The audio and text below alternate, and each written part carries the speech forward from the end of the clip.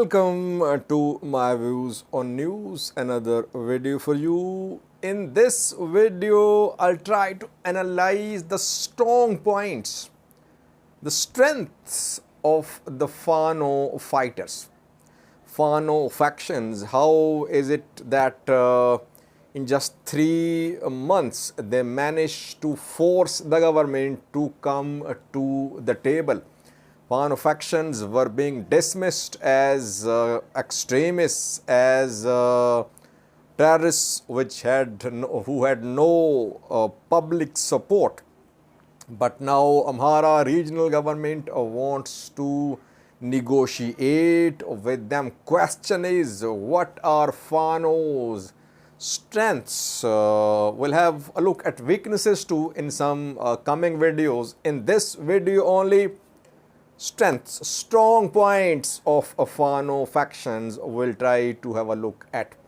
Firstly, viewers, Fano fighters are fighting on home soil in an armed conflict. It is an important advantage because Fano fighters are using forests, mountains as their bases, as their shelters, as their hideouts. They know the areas very well. They know how to use the terrain to their advantage. They're not fighting in Tigray, they're not fighting in Oromia, not fighting in BG, they're fighting in Amhara. And Fano fighters are fighting along regional, zonal lines. It means that most of Gojam Fano fighters who are fighting in Gojam are from Gojam. So they know the area very well. Perhaps they know more than Ethiopian National Defense Force, more than their rivals. It is a major advantage which Fano fighters have. Tigray fighters, when they entered Amhara region last year in 2021, did not have that advantage. Same was the case with Amhara militias, ENDF members, when they entered Tigray in November 2020. Obviously, they did not have the advantage of terrain. Advantage of terrain now in the Amhara region is being held by Fano fighters. We cannot deny that. And they're using this advantage very skillfully. They know where to hide, from where to launch attacks, from where to launch ambushes.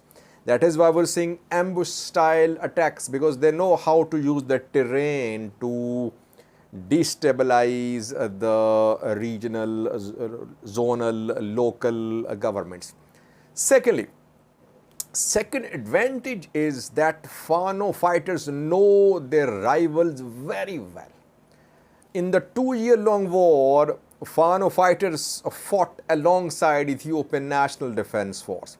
The 2-year-long war, Ethiopian National Defense Force was supported by Amhara Special Force members, Fano factions too. Almost all Fano factions were involved in the war, especially East Amhara Fano, Gondar Fano. They fought along ENDF on front lines.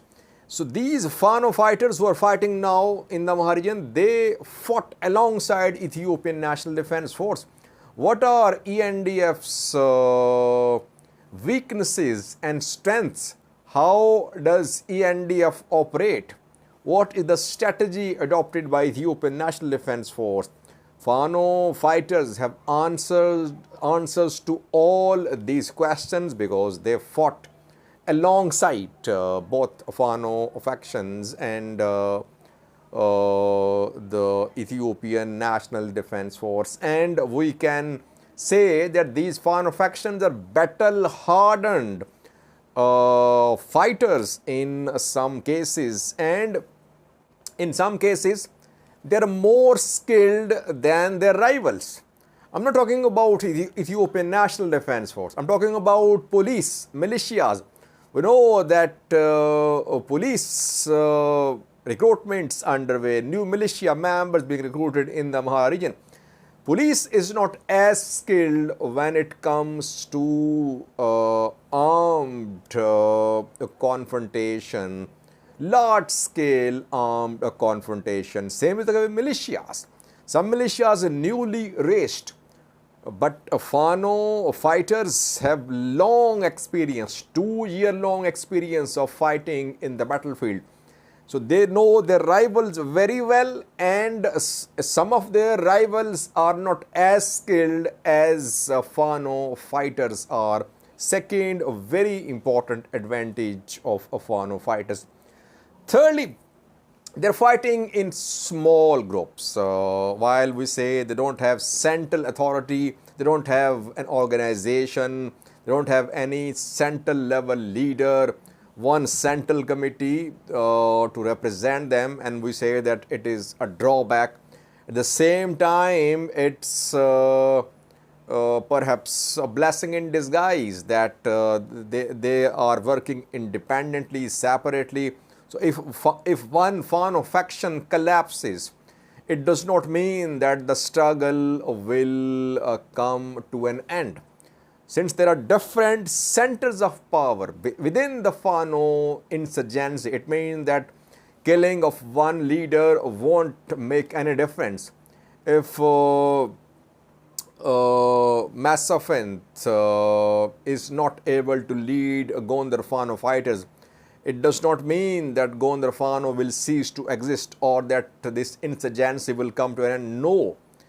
They have different separate factions, all working independently. Removal, death, etc., killing, arrest of any one of the Fano commanders won't change things on the ground. This insurgency will continue, though they have limitations too in terms of representation.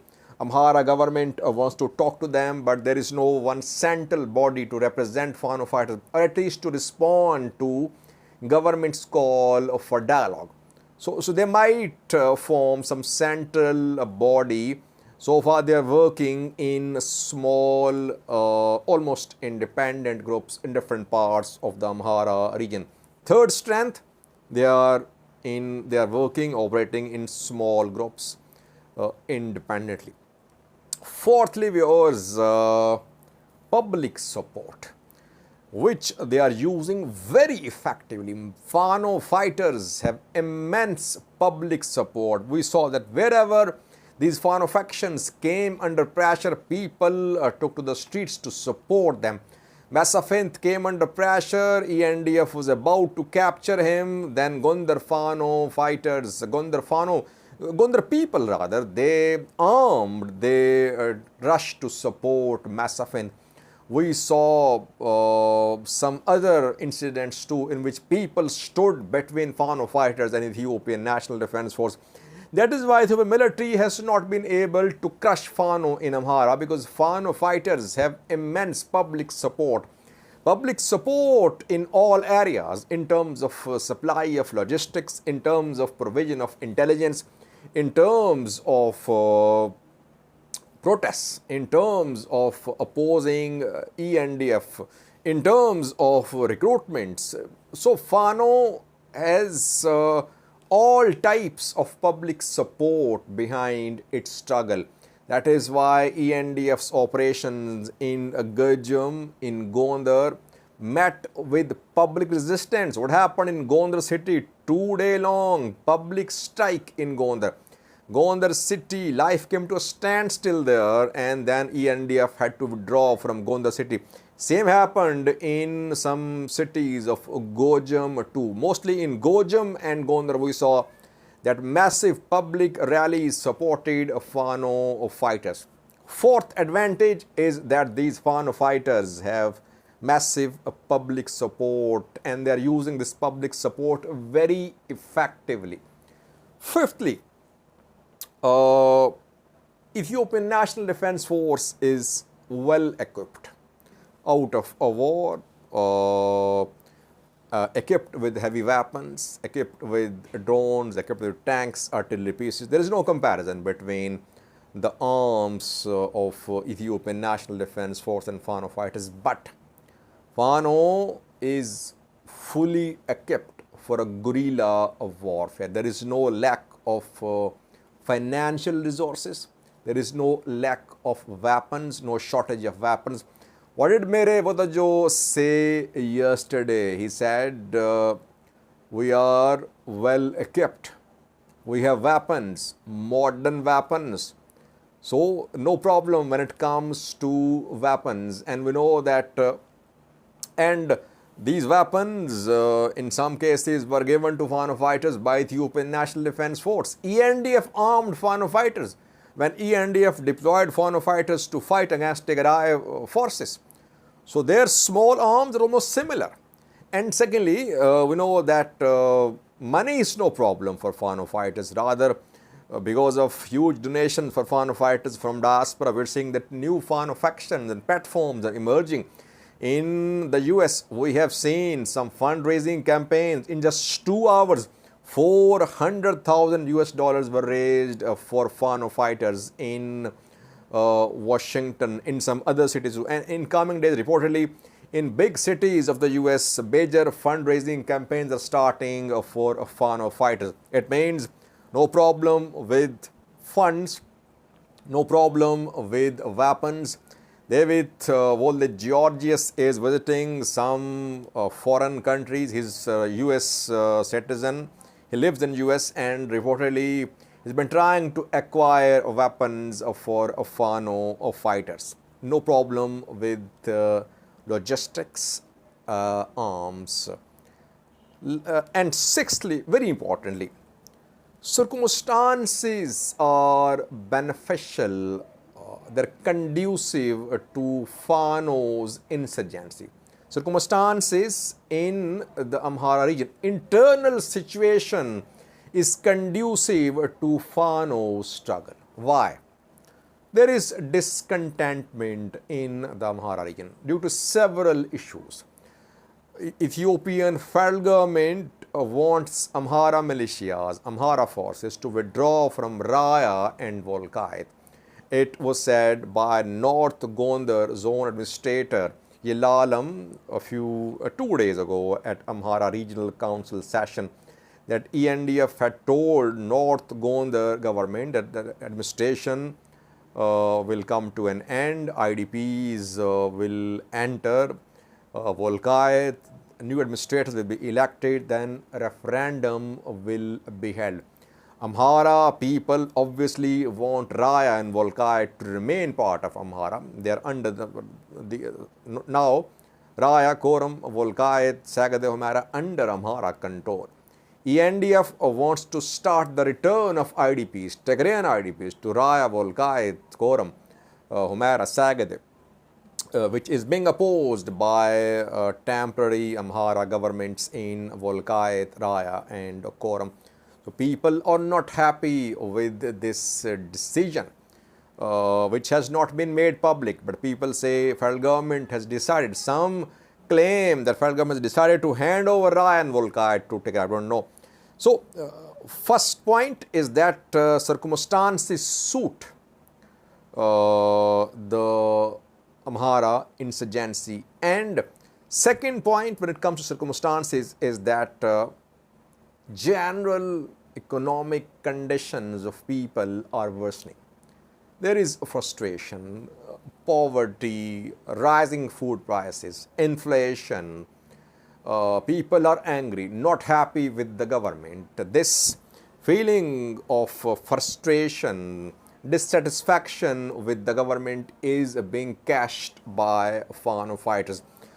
Farmers protesting in the Amhara region saying there is lack of fertilizer. Fertilizer prices are high, shortage of fertilizer. Fano fighters fully backing these protests by Amhara farmers. Why? Because they know that these farmers can be used against Amhara regional government. Farmers could join Fano factions, so some already joined.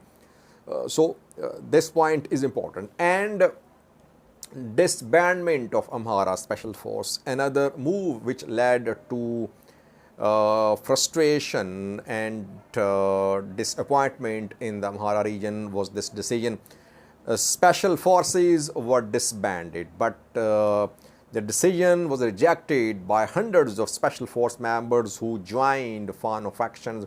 People criticized the decision too. We saw protests in Gujam, Wallo, Gundar against the decision of disbandment of Amhara special forces. So overall, there is an anti-government sentiment, frustration, discontentment, disenchantment in the Amhara region. This anti-government sentiment now is being very effectively cashed by Fano fighters. They're easily getting recruits. They're getting public support. They're fully armed. They have, they're fighting on their home soil, fighting on territory of their choice. All these strong points and some others have led to creation of Fano insurgency, which is turning into a serious security challenge for the regional and federal forces. In some future, we will analyze the weaknesses of the Amhara Fano fighters. What are their weaknesses? What are the points which could be problem for them? We'll try to analyze in coming videos. Thank you for watching.